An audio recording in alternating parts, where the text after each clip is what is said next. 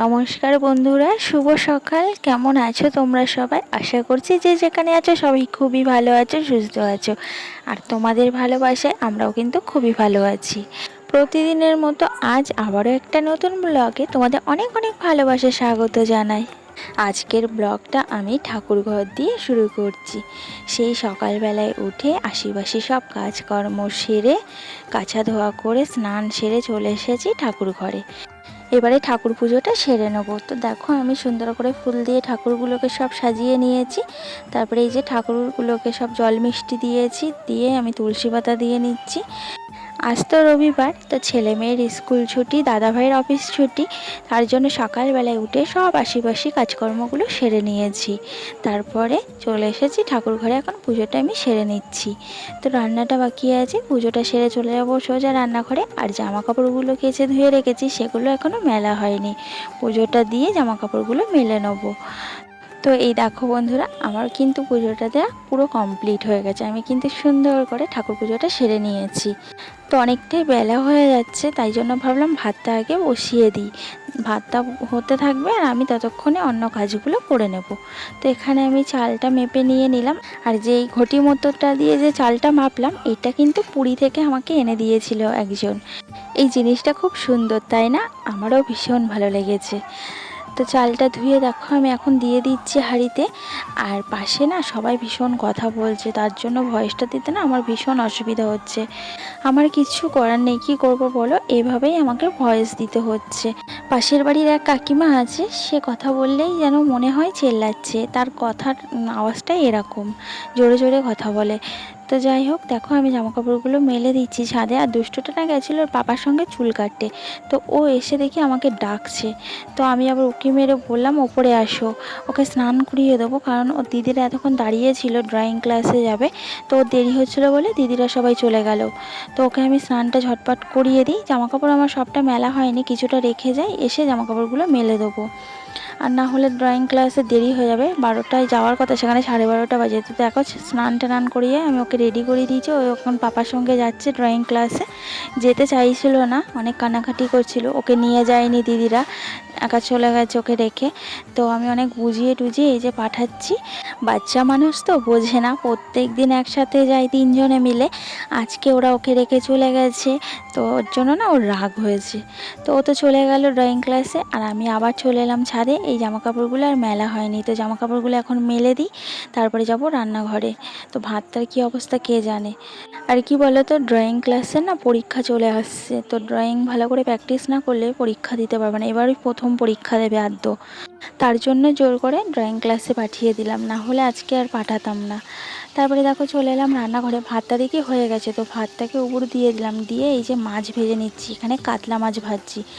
আগের দিন তোমাদের দাদাভাই রান্না পুজোর দিন এই কাতলা মাছগুলো এনেছিল।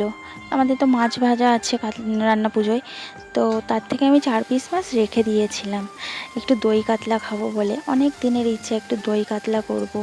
তো কাতলা মাছ তো আর যখন তখন কেনা যায় না, প্রচুর দাম কাতলা মাছের। তো সত্যি কথা বলতে আমাদের কাতলা মাছ, রুই মাছ এগুলো খুবই কম হয়, তার জন্য 4 পিস রেখে দিয়েছিলাম। তো এই যে মাছগুলো ভেজে আমি একটু মশলাটা কষিয়ে এই যে দই দিয়ে ভালো করে কষিয়ে নেবো। এখন নিয়ে ভালো করে দই কাতলা রান্না করব। তো জানি না কেমন হবে, ফার্স্ট আজকে রান্না করব, তাও কিন্তু ইউটিউব দেখেই আমি রান্নাটা করছি। তো যদি খারাপ হয় তাহলে তো কথা শুনতে হবে দাদার কাছে। তো যাই হোক, দেখি কেমন হয়। দেখে তো ভীষণই ভালো লাগছে, মানে মনে হচ্ছে খুবই টেস্টি হয়েছে, কিন্তু খাওয়ার সময় বোঝা যাবে। তো এখানে গ্রেভিটা ফুটে উঠেছে, আমি এক এক করে মাছগুলো সব ছেড়ে দিচ্ছি। তো কিছু কিছু রান্না না আমি এরকম ইউটিউব দেখেই করি, এখনও পর্যন্ত খারাপ মানে হয়নি, বেশ ভালোই হয়েছে। তো মাছগুলো দিয়ে আমি আরেকটু 5 মিনিট মতো ফুটিয়ে নিলাম, নিয়ে এবার এই যে গরম মশলা দিয়ে আমি এবার দই কাতলাটা নামিয়ে নেবো। আমার কিন্তু দই কাতলা পুরোপুরি রেডি হয়ে গেছে। তো এই ফার্স্ট আমি দই কাতলা বানালাম, অনেক দিন থেকে ভাবছি দই কাতলা বানাবো। তো যাই হোক, দেখি কেমন হয়েছে। দাদার কাছে যদি সার্টিফিকেট পাই তবেই ভালো হয়েছে। তোমাদের দাদা ভাইয়ের গাল প্রচুর শৌখিন। তো যাই হোক, দই কাতলাটা হয়ে গেছে, আর আমি এদিকে চলে এলাম একটু দই লস্যি করতে। তো দই থেকে একটু বেঁচে ছিল, সেটা দিয়ে আমি লস্যি করে নিলাম। ভীষণ খিদে পেয়েছে সকাল থেকে না, এখনও খাওয়ার সময় হয়নি, কিচ্ছু পেটে পড়েনি। তার জন্য ভাবলাম একটু দই যখন আছে দই লস্যি করে ফেলি। তো এখন তো ছেলে মেয়ে নেই, ওরা ড্রয়িং ক্লাসে গেছে, তো ছেলে মেয়ের জন্য রেখে দাদাভাই আর আমি এক গ্লাস করে খেয়ে নিলাম। তারপরে আদা রসুন পেস্ট করে নিলাম, একটু মাংস রান্না করব। দুষ্টুটা না একটু রবিবার করে না মাংসের জন্য পাগল হয়ে যায়। তো ও তো এই দই কাতলা ফাতলা খাবে না, কারণ ও তো মাছ খায় না, তোমরা সবাই জানো। তার জন্য একটু অল্প করে মাংস নিয়ে এসেছে, তো আমি এখন সেটাই রান্না করে নেব। কি জানো তো, এই ছোট্ট ঘর দুয়ারগুলো না পরিষ্কার করতে আমার অনেকটাই সময় লাগে, যদিও আমার ঘর দুয়ারগুলো অনেকটাই ছোট। আর কি বলতো, সব কিছু যদি খুঁটিনাটিয়ে পরিষ্কার করে না রাখি না, আমার তো দেখতে একদমই ভালো লাগে না, আর সঙ্গে কিন্তু দেখতে আমার ভীষণ বাজে লাগে। তো সেই ক্ষেত্রে সকালের যে সমস্ত কাজকর্ম ছিল সব কিন্তু পরিপাটি করে গুছিয়ে নিয়েছি। আমার ঘরটা যতই ছোট হোক না কেন, আর হাজার হাজার ভিড়ে আমার এই ছোট্ট ঘরটাকে কিন্তু আমার রাজপ্রাসাদের থেকে কিছু কম করে রাখি না। তো এখন 3টে বাজে, দুষ্টুটার বাবা গেছিলো দুষ্টুটাদেরকে আনতে, তো 3জনকে একেবারে নিয়ে এলো বাইকে করে। আর এটা আমার মেয়ে পেন্ডিংটা করেছে, কেমন হয়েছে তোমরা কিন্তু অবশ্যই জানিও। তারপরে এই যে খাওয়া দাওয়া করতে বসে পড়েছি, অনেকটাই বেলা হয়ে গেছে। তো আমার ছেলে মেয়ে খেয়ে চলে গেছে নিচে, এবার আমি আর আমার বরমশাই খেতে বসেছি, তোমাদের দাদাভাই। তো এখানে খাওয়া দাওয়াটা এখন সেরে নিই চলো। আর আকাশটা দেখো কত সুন্দর লাগছে, তাই না? সূর্যটা এত সুন্দর লাগছে, আমার তো ভীষণ ভালো লাগে এরকম আকাশ দেখতে। মেঘের মধ্যে দিয়ে দেখো সূর্যের আলোগুলো কেমন ঠিকরে বেড়াচ্ছে, কত সুন্দর লাগছে আকাশটা। এখন কিন্তু বিকেল 4টে বাজে, সূর্য কিন্তু ডুবি ডুবি ভাব। তারপরে দেখো উপরে ঘরটা আমি গুছিয়ে নিচ্ছি, কারণ আমার মেয়ের আজকে পড়াতে আসবে। তো বিছানাটার অবস্থাটা দেখো কি করে রেখেছে ছেলে আর মেয়ে মিলে। সবাই খেয়ে দিয়ে নিচে চলে গেছে, আমার তো আর নিচে চলে গেলে হবে না। তো ঘর দুয়ারগুলো আমাকে সুন্দর করে গুছিয়ে নিতে হবে পরিপাটি করে। মেয়ে যেহেতু পড়াতে আসবে, একটা বাইরের লোক আসবে, বাইরের লোক এসে যদি দেখে আমার ঘরটা এরকম অবস্থা, তাহলে সে কি বলবে বলো?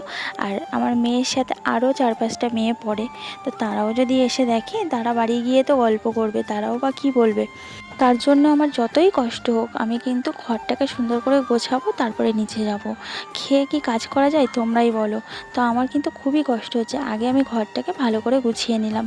তারপরে এই যে ভাবলাম বিকেল হয়ে গেছে, জামা কাপড়গুলো একেবারে তুলে নিই। আর এই শিউলি ফুল গাছটা না অনেক কড়ি এসেছে, তো একটু জল দিয়ে দিলাম, কারণ অনেক টানা রোদ পড়ছে।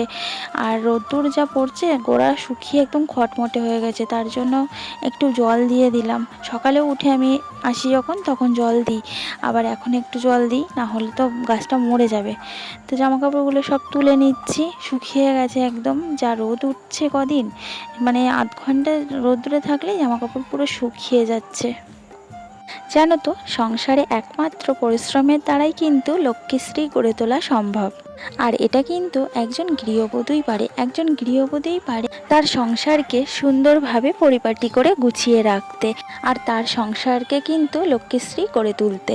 সেক্ষেত্রে এই যে আমি কিন্তু আমার সংসারকে ভীষণ পরিমাণে ভালোবাসি, আর ভালো না বাসলে কিন্তু কখনো নিজের মনের মতো করে সংসারটাকে গড়ে তোলা সম্ভব নয়। কি বলতো, যত তুমি সংসারকে ভালোবাসবে, সংসার কিন্তু ততই ভালোবাসা তোমাকে ফিরিয়ে দেবে। কি জানো তো, আজকাল চারিদিকে যা সব ঘটছে, এসব দেখে না এর থেকে যন্ত্রণা আর কষ্টদায়ক কিছুই হতে পারে না। এই যে কদিন আগে একটা ঘটনা ঘটে গেল, তোমরা সবাই জানো, দেখে না ভীষণ খারাপ লাগে। কিন্তু আজকালকার যুগে সবাই ভাবে মেয়েরা বোঝা, কিন্তু মেয়েরা বোঝা নয়, তারাই কিন্তু আসল লক্ষ্মী সংসারের। কি জানো তো, এটা কজনই বা বোঝে। আমার ঘরেও কিন্তু একটা মেয়ে আছে, আমি কিন্তু আমার মেয়েকে আমার মতো করে গড়ে তুলতে চাই, আর সে কিন্তু আমার কাছে আমার রাজরানীর থেকে কোনো অংশেই কিন্তু কম নয়। তাকে কিন্তু আমি আমার নিজের থেকেও বেশি ভালোবাসি, আর ওর বাবাও কিন্তু খুবই ভালোবাসে। আমি আমার স্বপ্নগুলো পূরণ করতে পারিনি, সেই স্বপ্নগুলো আমি ওর মধ্যে দিয়ে পূরণ করতে চাই।